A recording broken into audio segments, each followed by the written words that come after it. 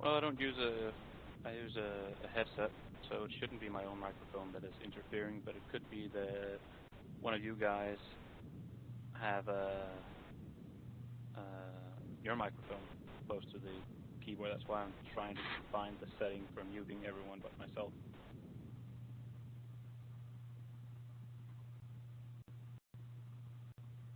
And I know it's here somewhere. I've used it before. Okay, so now it's in presentation mode. I'm the only one who can talk, so if you want to get my attention, try to do it by chat. And if I don't spot it, it's probably because I'm busy. And just save your question for the end. So today's presentation, I'm going to do a very short introduction of myself and a very short introduction about Access Europe. And then I'll jump into Access charting. When we create a chart directly in Access, I'm going to show a chart in Excel. I am going to show different ways of getting your data into Excel. I'm going to show a few ways of automating Excel and how we can format Excel from Access. I'm going to show some tips, helper functions, and if we have time at the end, I'm going to show off a bit with some of the stuff I've made just to show what's possible.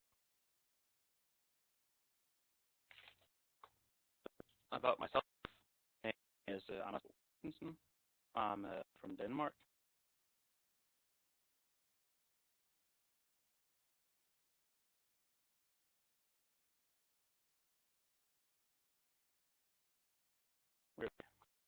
Okay.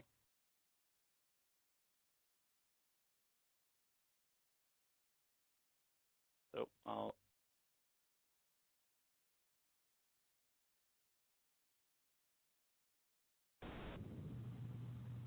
so I'm back to conversation mode. I hope the audio is better now. Was it so bad that you'd like me to repeat the first bits I said?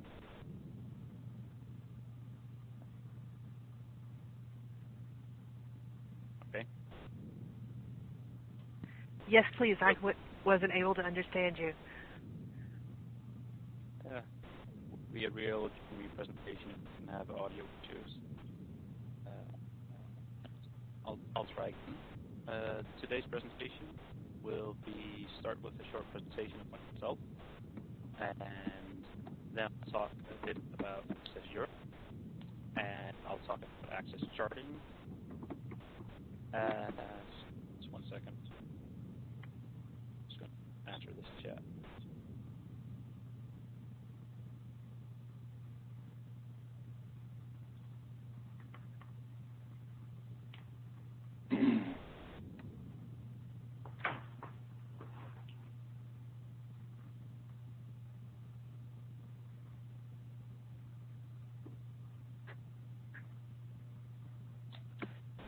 Then I'm going to show how we can chart both in Access and in Excel, how we can get our data into Excel, how we can automate Excel, how we can do some formatting in Excel directly from Access. I'll show some tips, some tricks, helper functions I like to use. And if we have time at the end, I will show some of the stuff I've done, the more advanced stuff. So, quick about me. My name is Anders Christensen. I'm from Denmark. I graduated from the university in 2006. I'm a civil engineer. I actually specialize in microphysics. In 2007, got hired into a company called Atkins, and I have worked for a year with railway safety and hazard management. And by accident, or by coincidence, I started making a database in 2008. And pretty much I've been working full-time with Access since then. I never used it before, so I think that says something about how easy it is to learn Access. In January of 2014, I was nominated and became an Access MVP. I'm hoping to be renewed this January. Let's see what happens. So I hope the audio is a bit better now. So my specialty, I work on, when it comes to my Access work, I've mainly worked on information-based applications. I don't know if that's the best word for it, but by information-based, I mean applications where the text content that the user writes is the main focus of the application. It's not about sales or inventory, but it's about the content that the user writes. So examples of my work includes a requirement management application that I made for the building of the new metro system in Copenhagen. It's an underground railway with 16 stations. Now the requirement management application I wrote ended up containing just about 9,000 requirements, 16,000 review comments. I was used by more than 50 engineers in writing their technical specifications. I also wrote an application that was used to evaluate the tender bids we received, or the company for which I consult received. It's a bit stressful when you're writing an application and you're the sole programmer, developer, and that tool is part of the process of determining who gets awarded with a €1 billion contract. One of the latest things I've made is a document review tool, which is tracking all of the documents we receive. Achieved more than 5,000 documents at this point. Reviewed them, commented on them. So that was a short about me. And I was going to do something about Access Europe, but I think I'll save that to the end because I ended up spending so much time getting the audio to work. I'll skip directly into showing a quick charting in Access.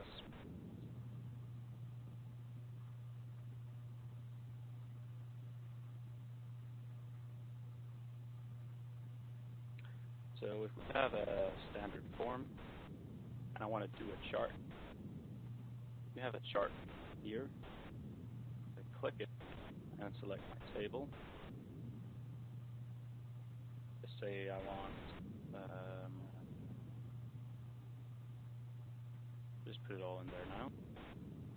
Say I want a simple bar chart.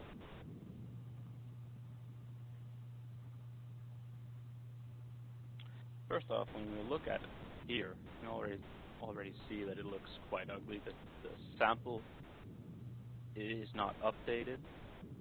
It's hard to see when you're designing what it's supposed to look like. If we do switch to form view, it gets a bit more clear what we're looking at.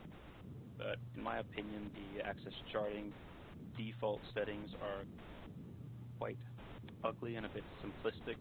Hasn't really followed with the time. Take an example of taking the same data I just had, putting it into Excel, and just using the chart with Excel to create a bar chart.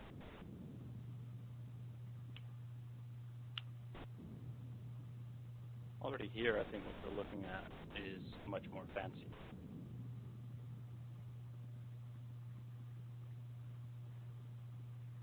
If you do want to make charts in Access, I know that Crystal Long, another Access MVP, on her YouTube channel recently posted a video on how to make and use charts directly in Access. I can recommend going to see that.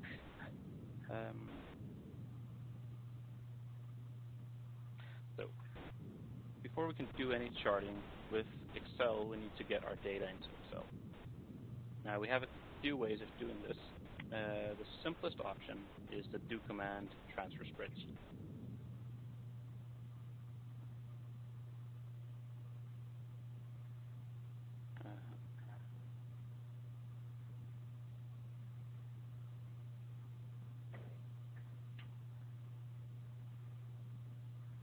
So the syntax is do command transfer spreadsheet, export the type of spreadsheet you want to create, and we can specify either a table, query, and I don't recall if we can directly specify SQL syntax, but that might also be an option. We specify where we want to place the folder and what it should be called, and the last bit I use here is just to open the file just created. So let me try and execute this.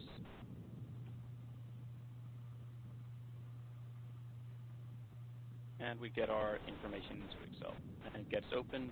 So if you just want a quick way of getting your data into Excel, this is handy, but it doesn't give much options for further working with the data. It doesn't give much options in terms of placing it. is quite easy to use, but I find it a bit limited. And if we want to use automation anyway, which I want, then I find that the copy from record set function is superior.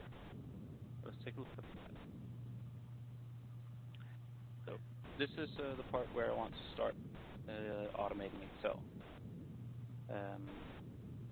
The copy from record set is, as far as I recall, it's actually an Excel method. So before we can even start using it like this, we'll have to go into Tools, Preferences, and set a reference to Excel. You can do late binding with this also, but I've always worked in an environment where we have Excel available, so I've skipped the hoops of using late binding.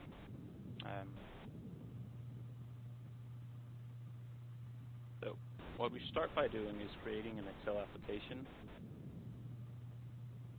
and then we set our application to a new Excel application.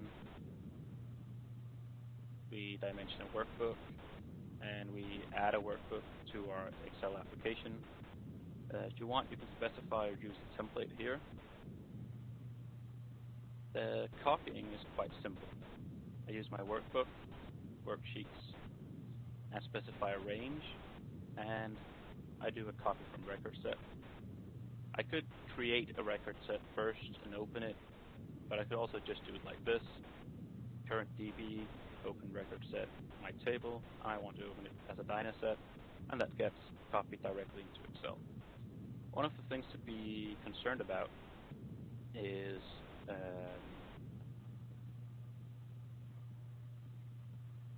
that whenever you're automating Excel, you should have error handling so that if some error occurs, you don't leave an Excel application running in the background.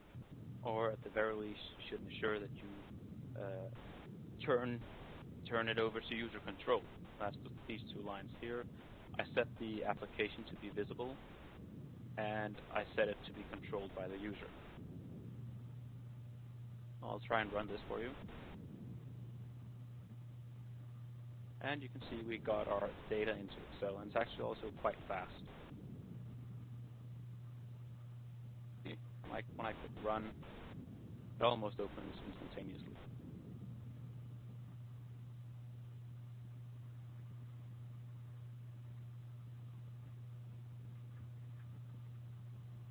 So the copy from record set, I find it to be both fast, flexible, because we can specify the range where we want to put the data in.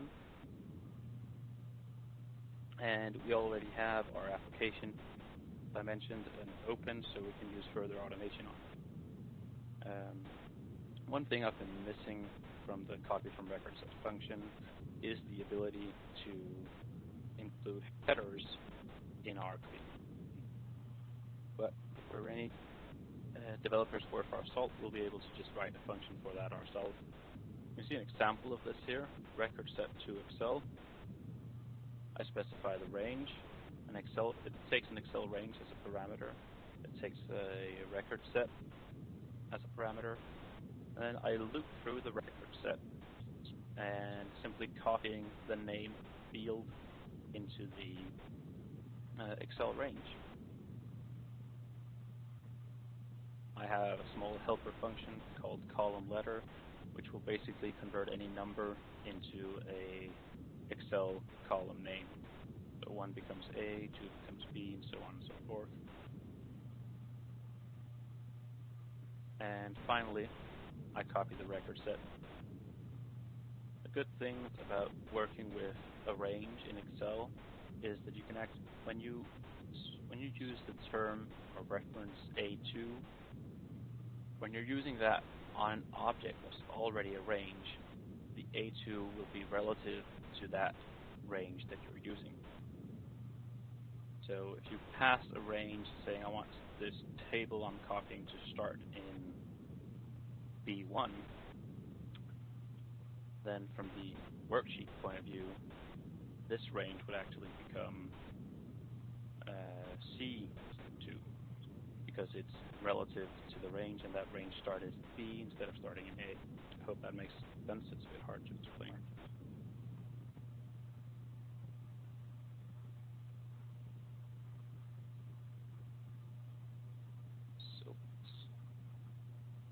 Can we see the code for your column letter tool? Right here. This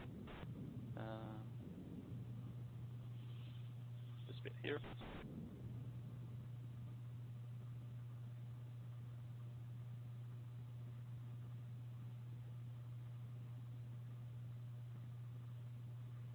Thank you. Okay.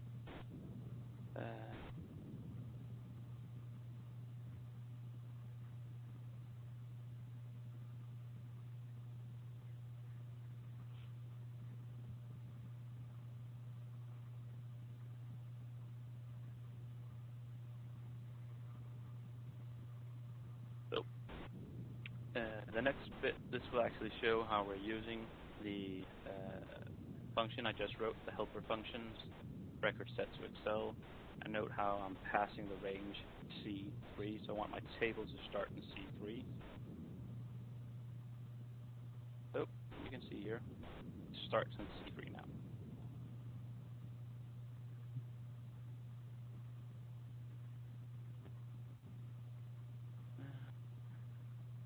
Again, here I start by, all of this is just opening Excel, starting a workbook. In this case, I also set a reference to an Excel sheet, and I name my Excel sheet in my record set, and I copy it with my names, and this is the part where I start to generate a chart. Just going to execute it. Now we can see we have our chart created.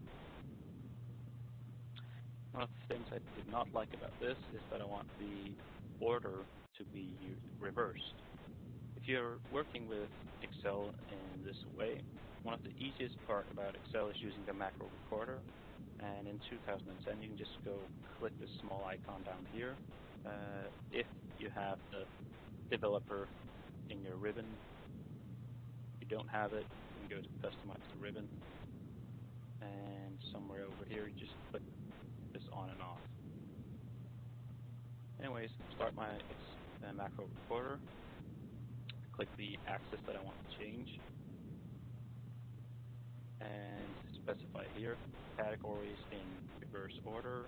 I stop my macro recorder, switch to the Visual Basic environment, and go look at the code it created for me. And now there's a lot of stuff going on that I don't really need when it records a macro, related to how the axis was selected and whatever else I clicked by accident before I got to selecting the axis. But this part down here, axis chart, axis, Excel category, dot reverse plot order equal true. So basically, if there's anything you want to do in a chart and you know how to do it manually in Excel, just do it while you're recording it, and you can look at the code. That's by far the easiest way to get to what you want to do. So we go look at the next demo I have prepared.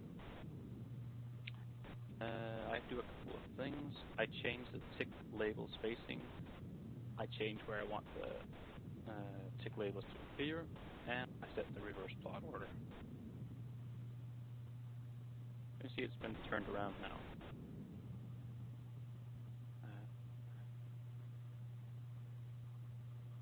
I think it's important to set the tick label spacing, especially when you're creating charts through the use of code, because in this case, my ticks on the left-hand side are persons, and it wouldn't make sense when I'm doing testing, I might only have a couple of persons in my test.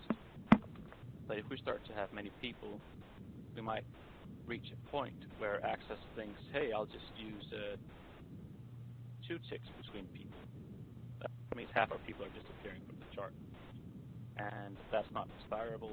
The one thing is you have to think a bit ahead on your data.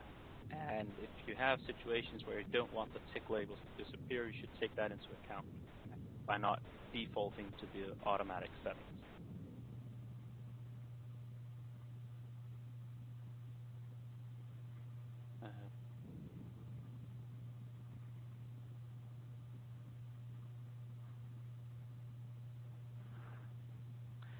One thing I do here, when I copy my data, I set my range. You might recall I showed you my first record set to Excel function. I made a modification down here, record set to Excel 2. And the difference is I use it to return the range. And this is easy because it allows me to have the range specified for generating the chart. So this bit is the same as the first record set to Excel. I follow it by a record set move last, and this is to make sure that my record set has an accurate record count. And then I want to return the range I've used for the table. So I take the current range I have, and obviously, since it's a relative reference, it will start in A1. And to get the amount of columns, I just count the amount of fields in my record set. And to get the amount of rows, I just count the amount of records in my record set. Finally, I add +1 because I added a header, so I want that to be part of the range as well. The beauty of returning the record set directly is that the chart I generate has a method called setSourceData. I just set it directly to my data range.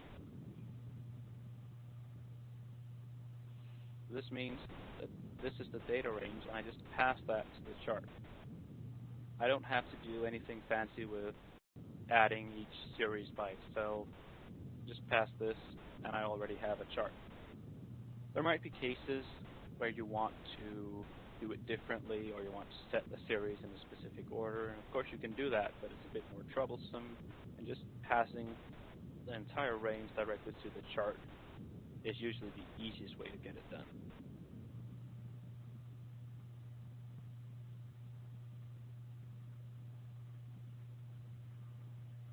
Okay, just going to switch back here. And you recall I talked about setting the tick marks. Another thing you might want to set is the maximum on your axis. So this is a chart that's used in a weekly status report, and it shows how many comments were closed and how many comments were created during the last week. Now, two things. I want it to be comparable between weeks, so that if you're having two weekly reports next to each other, I want them to have the same range. I want them to go from 0 to some specific value, which shouldn't change because I want them to be comparable. I don't want one week to go from 0 to 10 and the next week to go from 0 to 100. That will make them hard to look at. So if you take a look here, you can see that a single person created over 120 comments that week, which basically means it gets quite hard to view accurately how many comments the rest of these people created, because this one gets so large. So what I want to do is I want to cut off at a specific value. In this case, I want to cut off at 50. Of course, that means that if I just did a cutoff at 50 and set the maximum axis to 50, that there's actually some of the information gets lost because you can't accurately see how many comments did that person create. So what I did was come up with a way that made the chart look like this towards the end, so it becomes clear that there is more information here. This person created more than 50. And how did I do that? I do it by using automation again. There's no built-in function, at least not as far as I know. If there is, I wasted a lot of time generating this.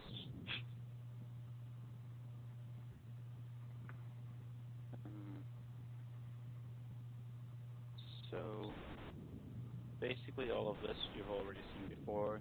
Open the application, open a workbook, open a worksheet. In this case, I set the range. I set the the header row manually. I open my record set. I move through it to get my accurate. Just copy the entire record set now. And what I'm going to do is I'm going to step through some of this.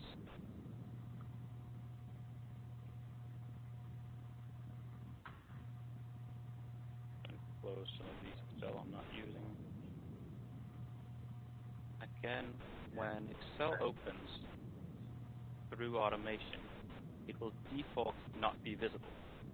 But if I'm working on it, I'm trying to debug some problem. Great part about the immediate pane is I can just go down here and specify my application Excel. Just do like this, app Excel.visible equal true, and my Excel application now became visible, and it gets much easier to debug. I can step through it, and if you're doing this, you might sometimes notice that when you're stepping through Excel, Access sometimes loses the stepping through. It will just execute the rest of the code, and that happens sometimes. It's some kind of bug between Excel and maybe it's not a bug, maybe it's a problem with the way Excel works. Anyways, I will proceed. I've exported my data just now, and I'll use a list object. I'll add my range, and I'll specify that I want it to be table style medium. Again, this is an easy way to use the built-in functions. So basically, this is the same as if I'd gone up and selected formatting as a table, one of these styles. But I can do the same through my code, and I probably recorded this from a macro and just copy-pasted it in. I also wanted to show my totals. It added a total row down here. I add a formula to a range. So I'll take the range, D plus my record count, and add a formula. Basically, I'm just added this formula down here. You can add formula through Excel as well. You just have to prefix the formula with a citation, a quotation mark, and then it's quite easy actually. Add another formula. I'll move on, and I'll start adding some extra columns, and these are the columns I need for my chart calculations.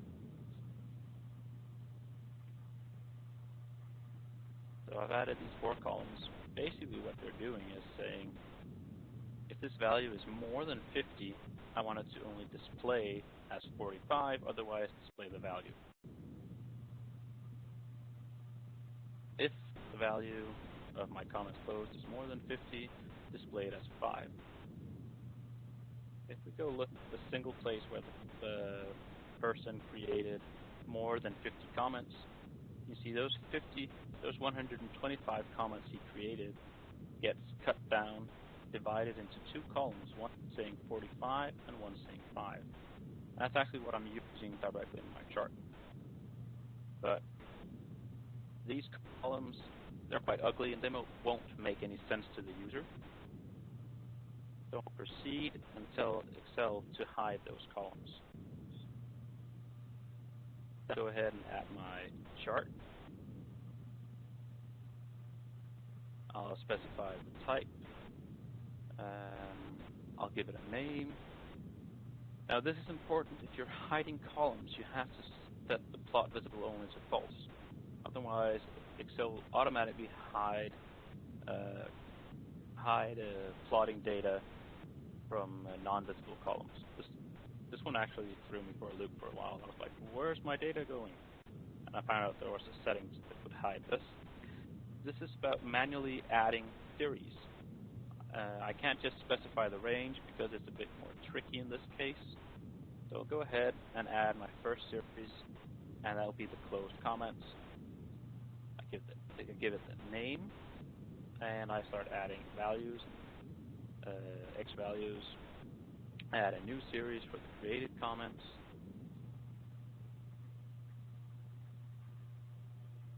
So you can see now it doesn't look too pretty because I have all my extra series down here. I'll go and format the series. These are the overrun series. That's basically by overrun, that's the bit out here, specifying that there are more information. The data has overrun its maximum value.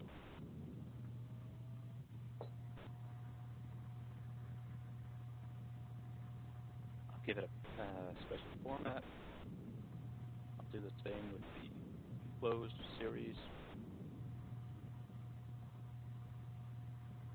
And now you can see it's starting to look a bit more like the chart I have in my display. But I also want to remove my legends that I'm not going to use.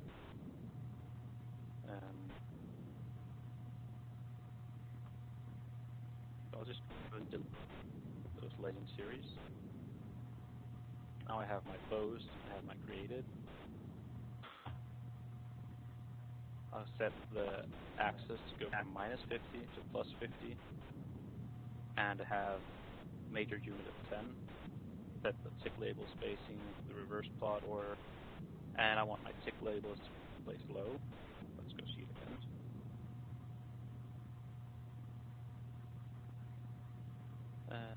I have a function called format legend because I do a lot of formatting on legends, and I want them all to look the same. So it's much easier to just, this is the way I want my legends to look. I'll write a function so that all my legends end up the same.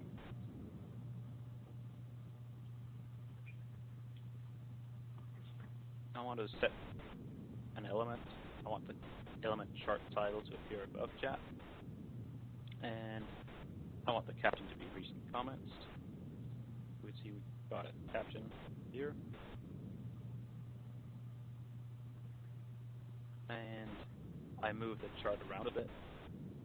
I specify that I want it to be just after the 5th column, and I want it to be exactly one row down.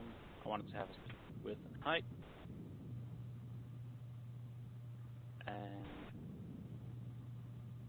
I'll go ahead and do some page setup as well. This is also quite useful. I set the print area equal to the address of the used range. So if the user wants to print this, it will be directly printable with the information to be shown. I go ahead. Another custom function is to always add a header and a footer. Follows a specific pattern. I want my right footer to be and page number of this and n. That is the total number of pages, basically page X, Y. I can go ahead and write another header that I have a document ID. A few other things, and the header and footer now done. I think maybe because I closed the Excel sheets in the middle of all of this, something went wrong, and the series 5, 6, 7, and 8 got added by accident. I don't really know where that came from.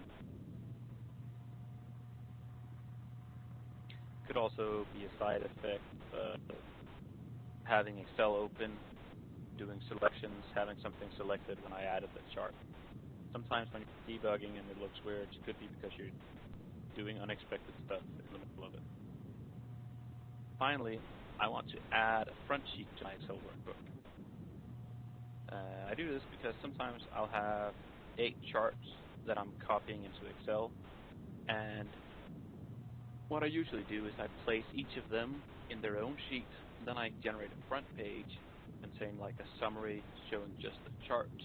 And if you want the detailed information, you can flip through to the other worksheets where you can see all the data behind it, but on the front page you'll only get the charts. Call it like my management overview. Because management, they just want to see the charts. So I add an extra worksheet, and I put it before the first worksheet. I give it a name, and I have this place chart function. Basically what it does is it takes a chart as input, takes a range, title, you can optionally set some other parameters.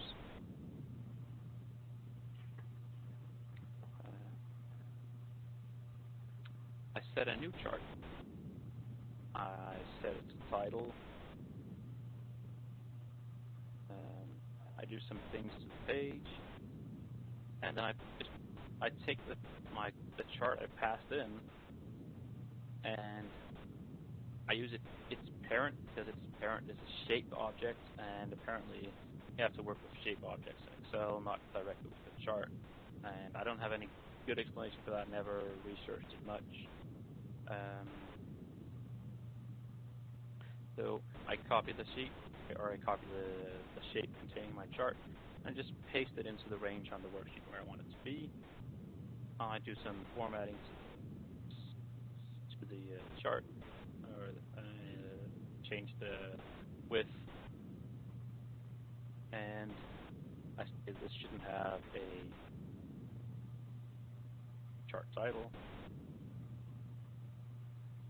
So this is part of the front page. You can just see the single chart being placed, and if you imagine all the other charts being lined up next to it. I'll try to show you how this works when I'm doing it from my main application.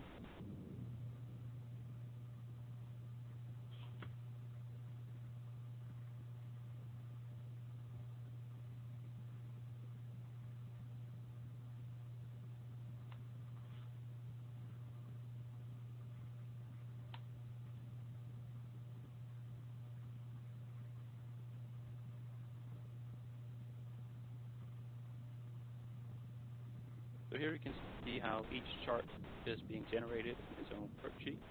It's also being copied to the front page, which is being just called Summary.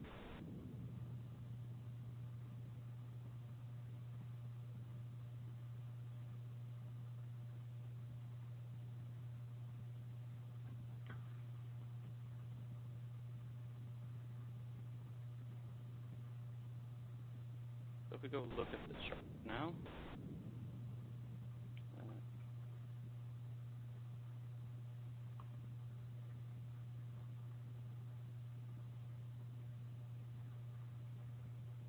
you can see I'm actually putting in 1, 2, 3, 4, 5 charts. You see the recent comments charts down here. That was basically the chart I demonstrated to you a while ago. The lead reviewer, that was one of the first charts I created. And so I hope you can see that this front page or cover sheet, if you want, is the kind of things that most management wants to see. They want a summary view. They just want to see the chart, see how it's how the project is progressing, if there are any issues. You can see this lead reviewer worksheet I have. Quite simple coloring. Shows how many reviews, document reviews are assigned per person, and if any of those are late. So if you're a manager, you can easily see the workload of individual people, and you can see if any of them are behind on their workload.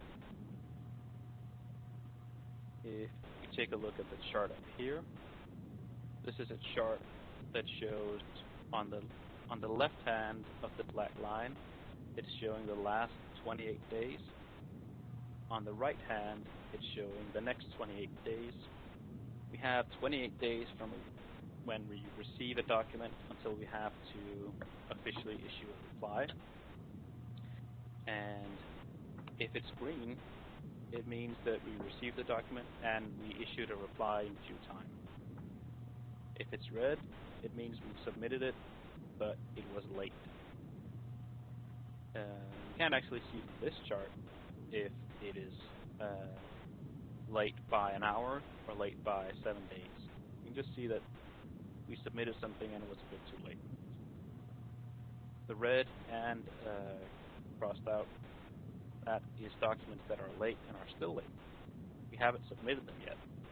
If we take a look at the small one over here, we can see there's a document which is 28 days overdue now.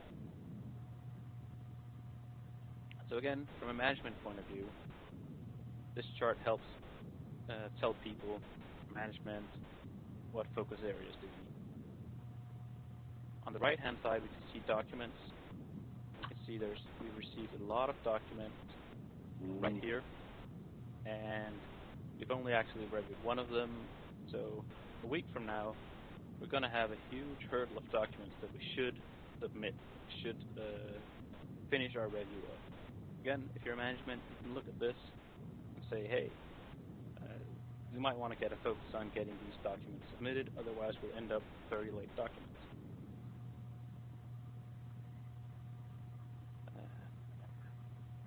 Just give me a second to take notes.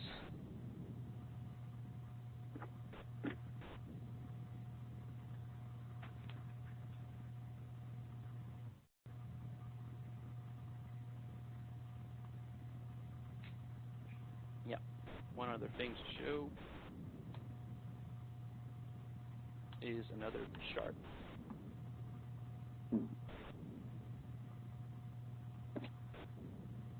Should just take a few seconds to generate.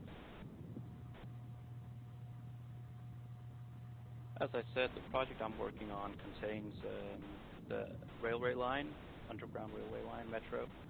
Contains 16 stations, currently building it. And this is an overview. In the middle, I inserted a picture.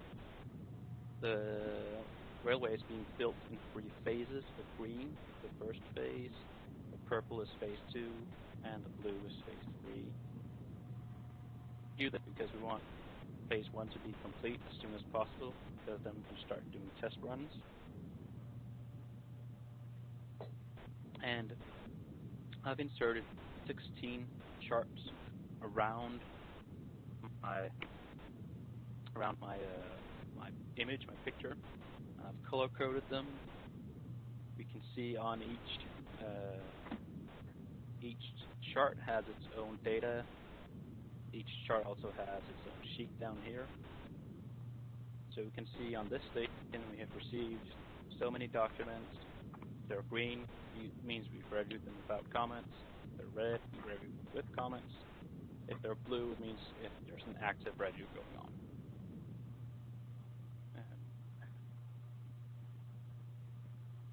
I'll see if I can show some of the code with that.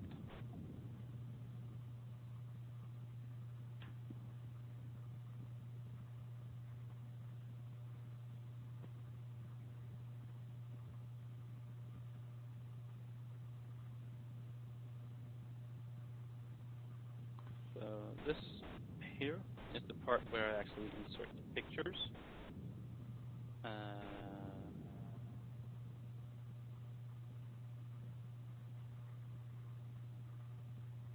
This is one picture, and in order to not have a legend on each of these charts, what I did was I created this in Paint, this small image here, so that I could just place that in as a single combined legend. And I inserted this in the same way. Take my worksheet and I insert the picture, and then I move it around.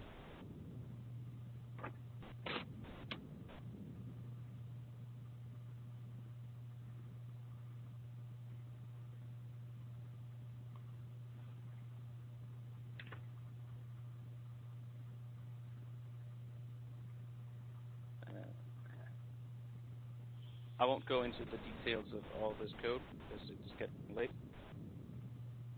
So I'll wrap up my Excel automation for now.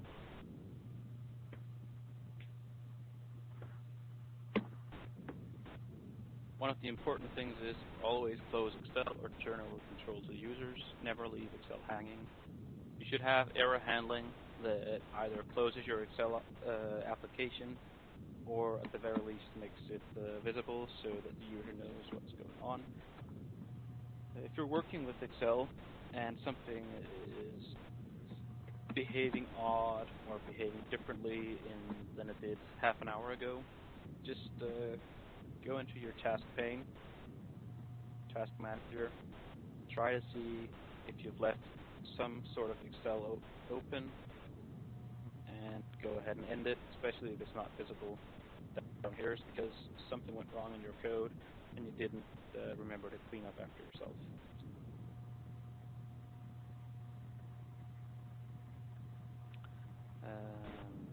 Helper functions. I use something called safe Excel sheet name. Show you that.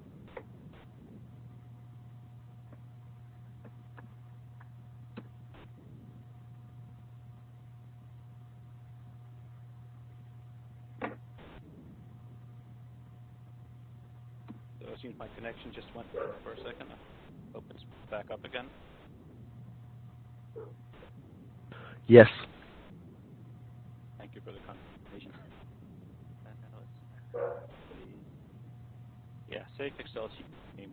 This is useful if you're passing something to your. Let's say I'm passing the name of the station, and I want to use that as my Excel sheet name. Then, in case the station name contains characters that are not appropriate for a sheet name, I use this function to make sure that my sheets have a name that is acceptable.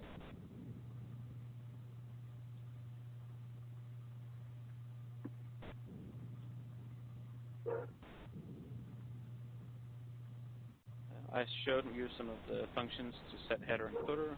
I strongly recommend if you're doing a lot of charts, try a function for setting the header and footer. It makes it easier to reuse it.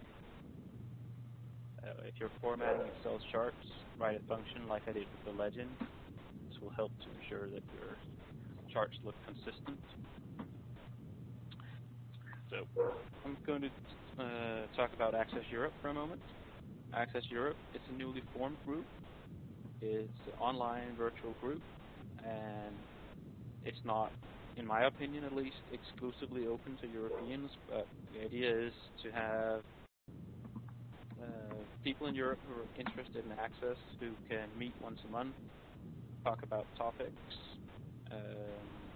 get to know each other, expand our network. So what topics might interest any of you, or would any of you be interested in doing a presentation? This is where you speak up.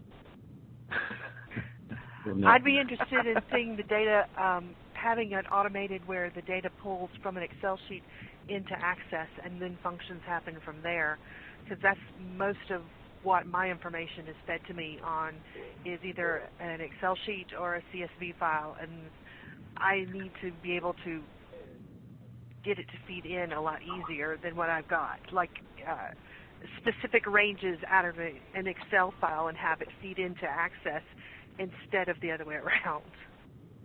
So an import of an Excel sheet. Yes, but I would want to be able to control the range. Yeah, the range.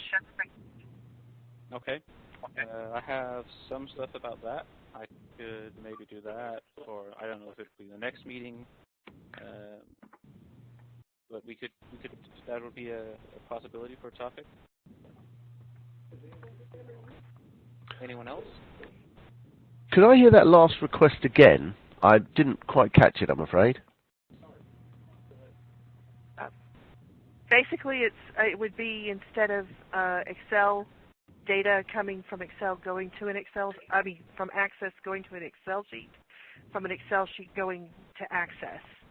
So my data comes to me in an Excel sheet, and I need to feed it into Access, but I have to pick and choose the ranges I want the data to come from. You do appreciate that there is a way, well, that might not work in your case, might it? Okay, yeah, I understand. Thank you. a topic that I've started to investigate recently is the access ribbon. I've tended to avoid playing around with it up until now, but if you've got any kind of useful tips and tricks with the access ribbon, I'm sure I'd find that very handy. I'll write that down as well. Access ribbon. Yeah, but the things I'm thinking of are writing custom ribbons that are activated or deactivated, you know, if a particular user comes on or if a certain form is opened, and just other possibilities around that. Yep.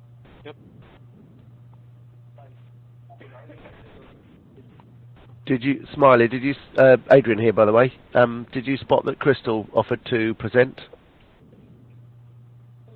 Nope. I'll look through the comments before I sign off. I don't think... I stopped reading the comments because I found it too distracting to try to read comments and talk at the same time. Absolutely. No, I think it's very wise, but she did nevertheless. Thank you, Chris.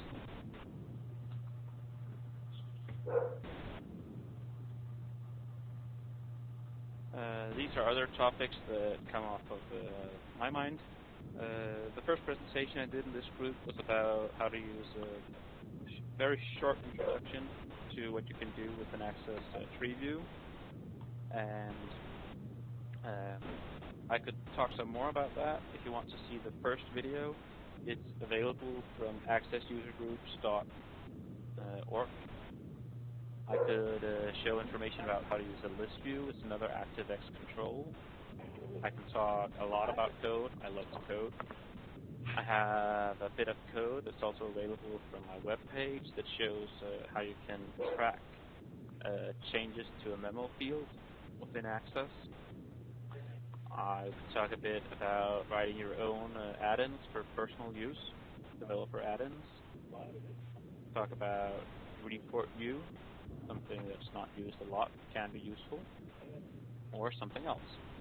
If you have anything you would like to hear about, please send me a mail on thesmileycoder@gmail.com. If you have any feedback, whether it's on quality of audio, quality of presentation, things that is good, things that is bad, please don't hesitate to send it to me. It will make it easier for me to improve for the next meeting. The volume's gone right down, inaudible pretty well. So basically, audio is an issue. It just in the last half a minute, it went down to...